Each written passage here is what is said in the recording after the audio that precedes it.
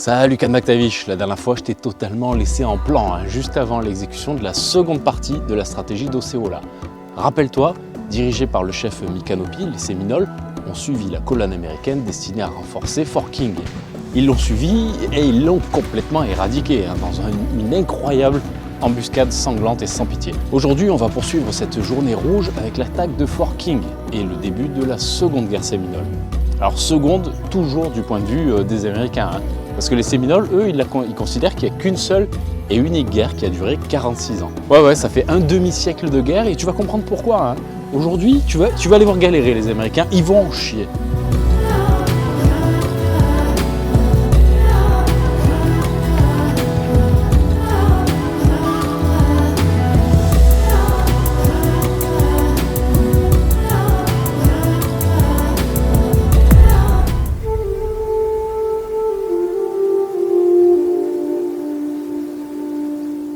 Allez, on commence. Donc l'agent indien Wiley Thompson, c'est un Virginien ayant déménagé en Géorgie. Tiens, Géorgien hostile aux Indiens, ça t'étonne toi?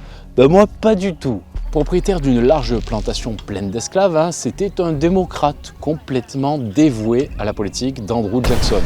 Ayant lui-même des intérêts à protéger, forcément, pour Andrew Jackson, c'était l'homme de la situation, pour organiser cette pseudo-médiation auprès des Séminoles en tant qu'agent indien. Alors on l'a vu dans la vidéo précédente, ces rapports avec Osceola, ils ont été un petit peu chaotiques.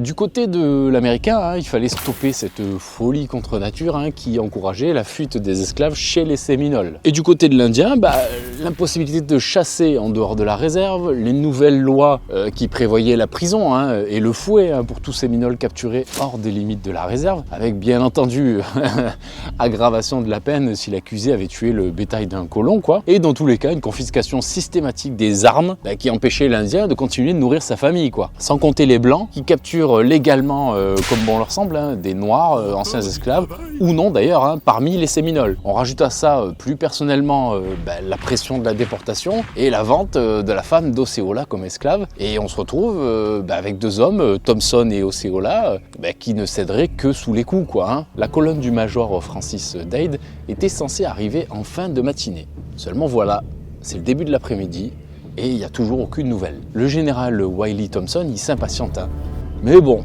il se dit que ça devrait plus tarder, et comme c'est l'heure de sa ronde de début d'après-midi, il sort de Fort King comme d'habitude avec sa petite escorte de 5 soldats et son lieutenant. Et là, il est 15 h à ce moment-là. Il se dirige vers la cabane du marchand qui assure au fort un complément de nourriture, notamment en poudre et en plomb. Il marche tranquillement le long de la palissade en bois et il regarde l'horizon, se protégeant les yeux à cause du soleil, tout en discutant. Parce que là, le soleil, il est quand même à l'horizon un peu quand même. Quand tout à coup, des coups de feu proviennent du bois. Thompson, il s'écroule raide mort, suivi de son lieutenant. Et à ce moment-là, je te fais pas de dessin, la terreur, elle saisit tout le reste des hommes.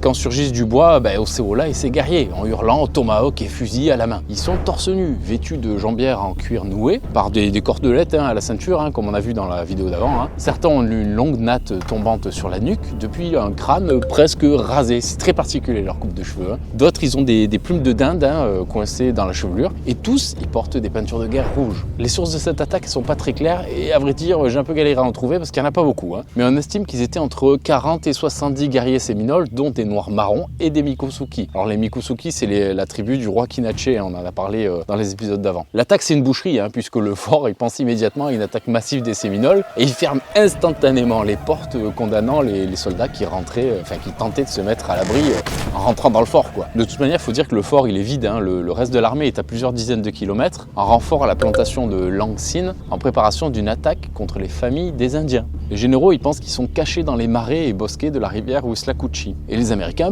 ils cherchent à tout prix l'affrontement général, celui qui clôturera cette guerre. En attendant, les hommes de la patrouille de Fort King, ils sont tous tués. Le général et agent indien Wiley Thompson, il sera retrouvé avec 14 balles dans le corps. 14, je sais pas si tu vois, et un poignard enfoncé dans le cœur. Osceola, il est immédiatement identifié par les défenseurs du fort. Alors non pas visuellement, mais à cause de son cri de guerre qui est triomphal, qui est quand même assez caractéristique quand il scalpe Thompson et le brandit, il brandit la touffe de cheveux vers le ciel. Il y a quelques échanges de tirs entre les Indiens et le fort pendant que la cabane du marchand elle est pillée puis incendiée. Et ensuite, les Séminoles, ils disparaissent dans la végétation, sans mort ni blessé. Alors un petit mot sur le scalp, hein, j'en ai pas parlé dans les traditions et il y a énormément de versions hein, pour expliquer cette pratique qui est finalement un peu propre à chaque région, quoi. Par exemple, chez les Hurons, le scalp c'est un trophée de guerre, mais c'est pas propre aux Indiens, hein. On retrouve des traces de scalp à partir de 440 avant Jésus-Christ, selon Hérodote, chez le peuple scythe. Donc c'est quand même, le scalp c'est un délire que l'humanité elle pratique depuis un sacré moment, hein. Côté Amérique du Nord, la tradition elle a commencé dans les tribus de l'Est, donc chez les Séminoles qui les ont hérités comme rituel religieux ou comme un acte de vengeance visant à s'approprier l'esprit de l'adversaire. La pratique du scalp s'est ensuite répandue à toute l'Amérique, hein, que ce soit indien ou blanc, comme monnaie d'échange, pour prouver les meurtres d'un camp sur un autre. Et quand je dis camp, hein, je veux dire anglais qui demandent des scalps français, des mercenaires qui vendent des scalps indiens et même des indiens qui vendent des scalps indiens à des blancs. C'est la folie. Alors plus spécifiquement, plus précisément chez les Séminoles, hein, le premier scalp il faisait office un peu de rite de passage, quoi, hein. Le jeune guerrier se voyait attribuer le titre d'homme guerrier et avec ça un nom de guerre, quoi. D'autres scalps permettaient de monter les rangs d'autorité et de reconnaissance, hein. Je crois que j'en parle plus tard dans les vidéos, mais je vais quand même le redire là au cas où, hein. C'est une des raisons pour lesquelles les Indiens ils n'attaquent pas la nuit. C'est pour que chacun puisse être témoin des actes de bravoure des autres et qu'il n'y ait pas de menteurs ou de tricheurs, hein. Bon ouais, ça existe aussi chez les Indiens, hein. Voilà, je referme la parenthèse des scalps.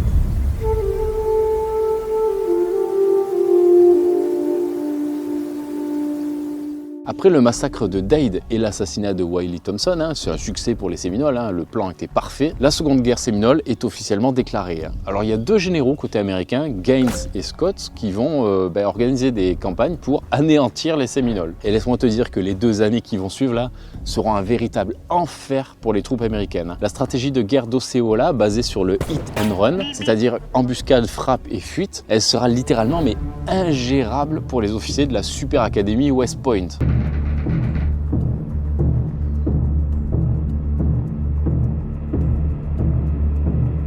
C'est carrément du jamais vu, hein. Une armée n'a jamais combattu un ennemi qui semble refuser le combat à large échelle. C'est même pire que ça, hein. Ce qui a fait la supériorité écrasante de l'armée américaine, c'est son artillerie et sa cavalerie, qui sont pratiquement inutilisables en Floride à cause du terrain. Rappelle-toi, hein, c'est des forêts humides, impénétrables, des marais, des lacs, des rivières, et surtout ces fameux hammocks. Les hammocks au sein desquels les Séminoles ils sont invincibles et invisibles. Un autre problème qui se pose aux généraux de Floride, hein, c'est le manque de troupes. Au début de la guerre, les troupes américaines engagées ils sont largement en sous-effectif. On parle de 200 soldats dans le nord pour gérer la réserve séminole. Imagine-toi un peu le déficit en troupes, quoi. Par manque de renfort d'argent et de maladies, hein, de nombreux forts ils sont carrément abandonnés, hein, ou brûlés pour pas tomber aux mains des Indiens. Mais certains seront quand même attaqués, pris et occupés par des Séminoles, comme par exemple le fort Dane. Heureusement que les États voisins envoient des milices, hein, pour compenser le manque de soldats réguliers. Mais bon, c'est une solution sur laquelle l'armée, elle peut pas trop compter indéfiniment, parce que faut se rappeler que depuis l'indépendance des États-Unis, ils sont en guerre perpétuelle contre à peu près la terre entière. Et surtout à cette époque,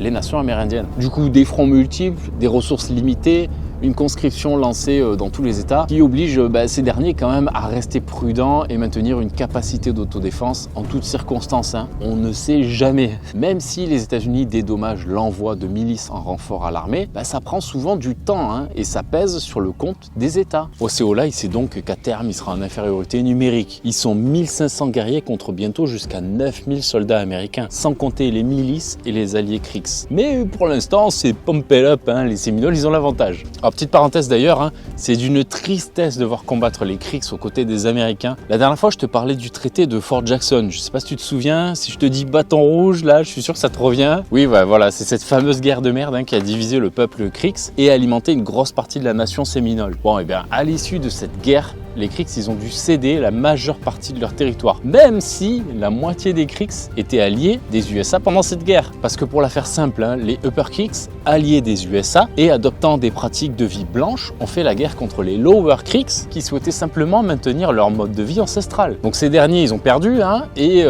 ces mêmes alliés, les Upper Creeks, hein, les alliés des USA, hein, ils se battent là, en ce moment, là, contre les Séminoles dans l'espoir d'être exempts de déportation. Alors même que pendant qu'ils sont en Floride, hein, le gouvernement américain il est en train d'organiser leur migration à l'ouest. Est-ce que tu vois un peu le délire ?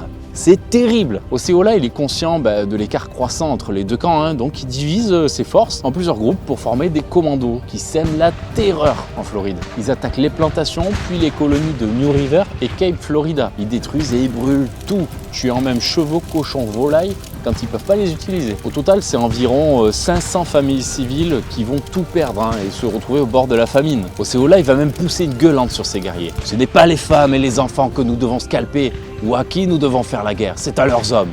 Agissons comme des hommes. Mais la frénésie vengeresse des groupes de Séminoles, Mukosuki et Noirs-Marrons est inarrêtable. Beaucoup d'esclaves libérés se joindront au combat des Séminoles durant cette période. Alors l'effet secondaire de cette guérilla tout azimut, hein, c'est qu'elle va pousser toujours plus de colons à s'enrôler dans la milice de Floride pour contrer les Indiens. Et en parallèle, une économie de guerre va se mettre en place qui va permettre aux familles de colons de trouver refuge dans les forts encore actifs, y être nourris, logés et même percevoir une pension du gouvernement. En gros, hein, les États-Unis vont tenter de porter la Floride et ses colons à bout de bras, que ce soit par les armes ou les dollars. Alors rappelle-toi bien de ce que je viens de dire là, ça aura une très très grande importance plus tard.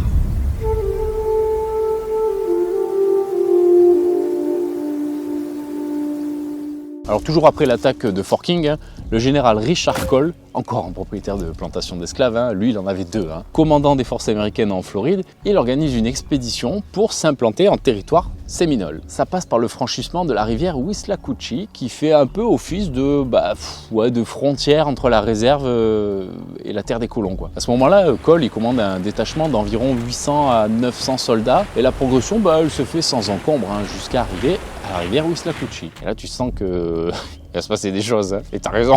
Pour prévenir toute embuscade, hein, le général Cole il a quand même jugé bon de ne pas emprunter de pont ou de chemin habituel. Tu vois, il se rappelle du massacre de Dade. C'est intelligent, hein. Mais maintenant, il faut faire traverser 800 à 900 braves dans l'eau. Elle n'est pas très profonde à cette période de l'année, mais c'est quand même toute une organisation. 900 bonhommes, faut y aller, quoi. D'autant plus que la rivière, elle est assez large à cet endroit. Mal choisi peut-être. Mais finalement, tout se passe bien. Les soldats se mettent en bon ordre.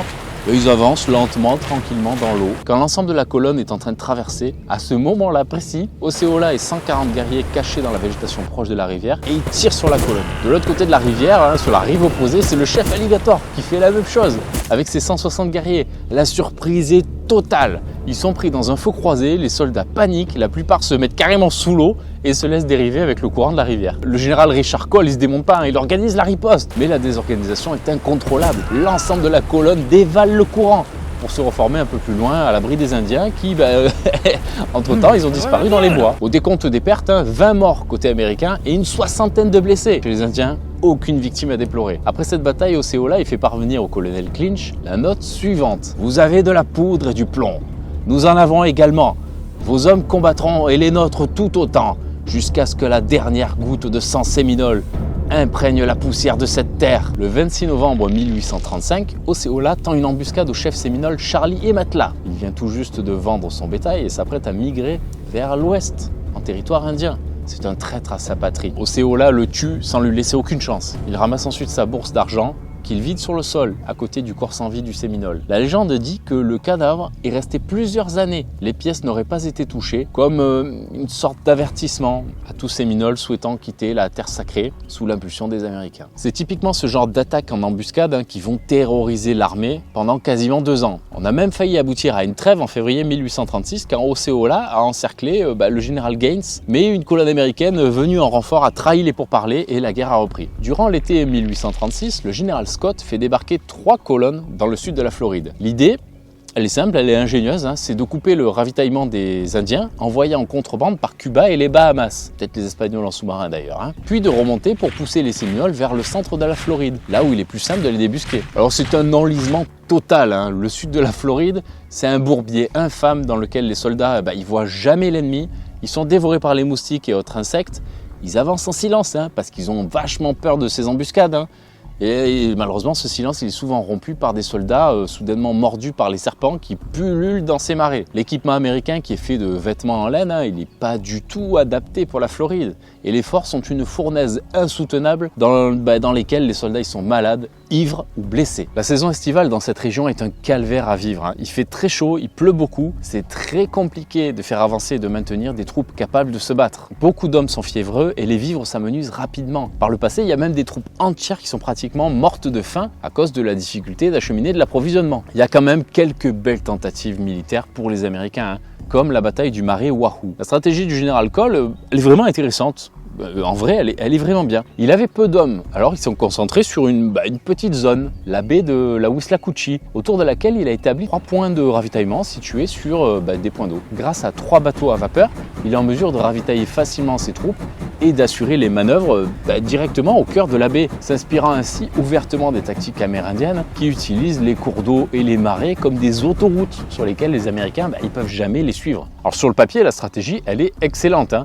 Mais c'était sans compter sur le climat floridien. Parmi les 3 équipages de bateaux, seul un est réellement capable de naviguer. Les autres, ils sont tous malades. Et le général, il sera obligé de les renvoyer à Pensacola. En arrivant à Swanee Old Town, l'un des points de ravitaillement, il espère trouver une garnison qui pourra lui procurer quelques troupes et du ravitaillement. Mais à la place, il tombe sur une petite population mourante contaminée par la fièvre jaune. Il décide alors d'aller jusqu'à Fort Saint-Marc. Là-bas, c'est sûr, il y aura du ravitaillement et des vivres, c'est certain. Mais non! En plus de la fièvre jaune, il trouve des gens en train de mourir de faim. Et il les fait évacuer vers Swanee Old Town. À ce moment-là, ces hommes ils sont alors exposés à la fièvre jaune. Il reste 5 jours dans la ville. Puis ils décident de lever le camp pour retourner vers Pensacola. Alors dès le premier jour de marche, les chevaux ils commencent carrément à mourir. Les soldats ils tombent comme des mouches. Et il y en a même certains qui commencent carrément à déserter parce que là ça fait flipper quoi. Donc ils désertent, ils fuient dans les bois. Le général Cole il se dit que Fort Drane, qui assurait la protection de plantations de maïs avant d'être abandonné, devait contenir beaucoup de vivres pour les hommes et les chevaux. Il avance donc vers cette position et il tombe sur une avant-garde séminole à 12 km du fort. Il y a quelques échanges de tirs qui font fuir les Indiens, ce qui fait penser à Cole qu'ils occupent probablement le Fort Drane. Avec la milice montée du Tennessee, il organise alors l'encerclement du fort. Il lance la charge. Les miliciens ils hurlent pour se donner du courage et ils traversent le fort comme des sauvages. Ils tuent au passage quelques ânes, mais aucun homme. Le fort est vide. Osceola avait anticipé la venue des soldats depuis des kilomètres et vidé complètement le fort de ses ressources. Cole fait encore chou blanc, mais les chevaux pourront quand même être nourris avec quelques cannes à sucre non récoltées. Il redescend au sud pour faire jonction avec Clinch et Gaines, et ces deux-là qui ont quelques jours auparavant attaqué un groupement de 50 femmes et enfants séminoles qu'ils ont tous massacrés, sauf 11 qu'ils ont capturés, en faisant passer ça pour une bataille.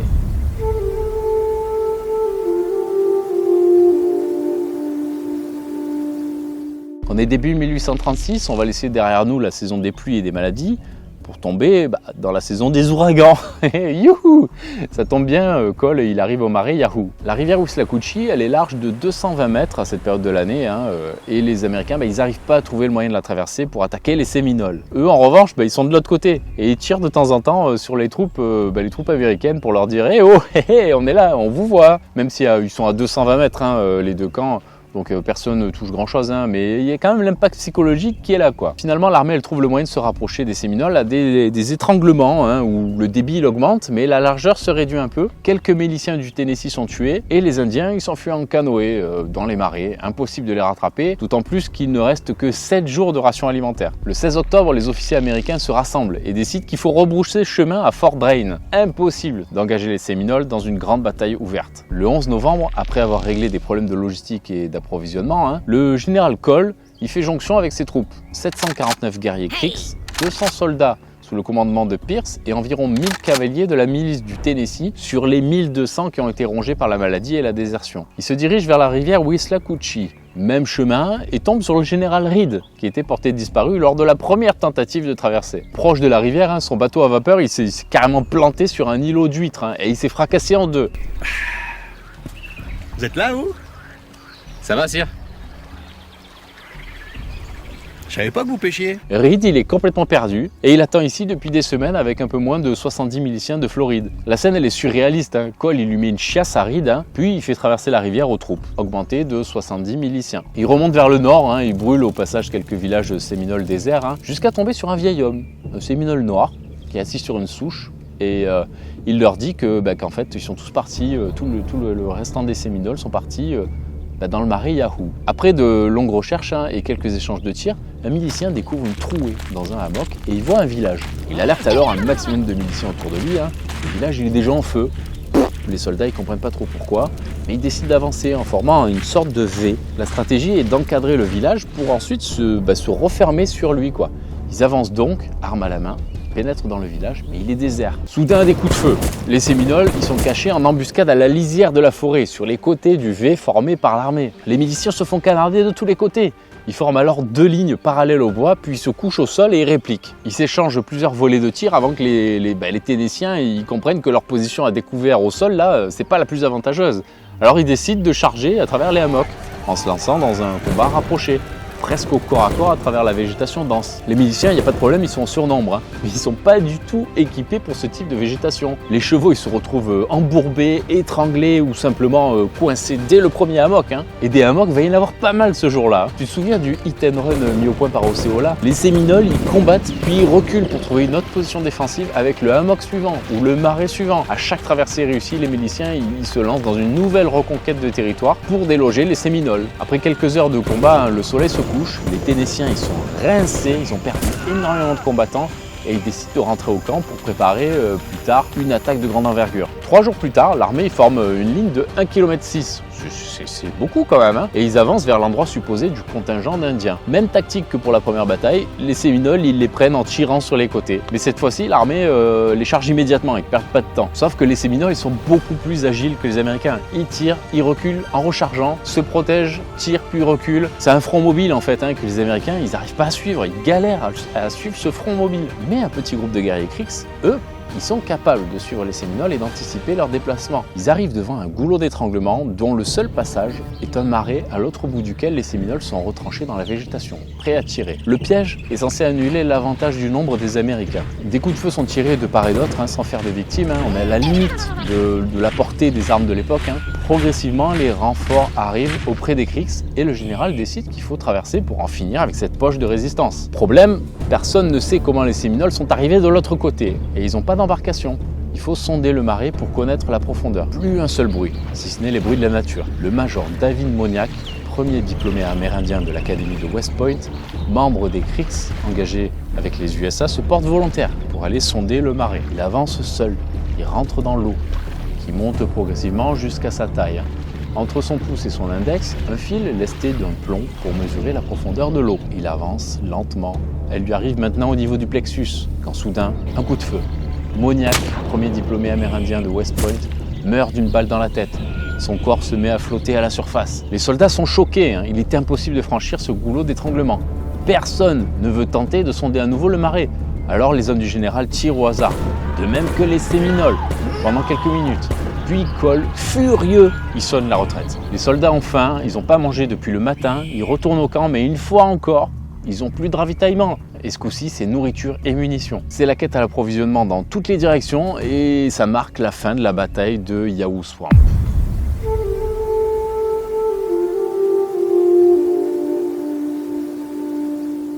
On est resté un peu focus sur l'armée américaine dans cette partie, mais je pense que c'était nécessaire pour que tu comprennes un peu ce qui se passe dans la tête et dans les rangs de l'autre camp. On voit que l'US Army elle est capable de mobiliser énormément de troupes par le biais des milices. Mais la mise en œuvre sur le terrain, qui plus est un terrain qu'ils ne connaissent pas, elle est catastrophique. Du coup, je ne sais pas comment tu vois les choses, mais c'est quand même un peu un carnage côté américain. Le commandement, il n'est pas du tout efficace. Et les Séminoles, qui étaient apparus comme primitifs et sans danger au cours de la Première Guerre, ils se retrouvent finalement à être de fins tacticiens et des combattants redoutables. Forcément, ça change quand on essaye vraiment de les affronter. Aussi, le 9 décembre 1836, le brigadier général Thomas Jesup est placé à la tête de l'armée américaine de Floride à la place de Cole, qui est répudié par le président Jackson pour, alors je te donne la version officielle, ne pas avoir été capable de franchir la rivière Withlacoochee et d'avoir reculé face aux Séminoles. Avec Jesup, c'est un changement de politique radical et la naissance de ce qui sera le futur modèle de guerre des États-Unis, l'irregular warfare, ce qui veut dire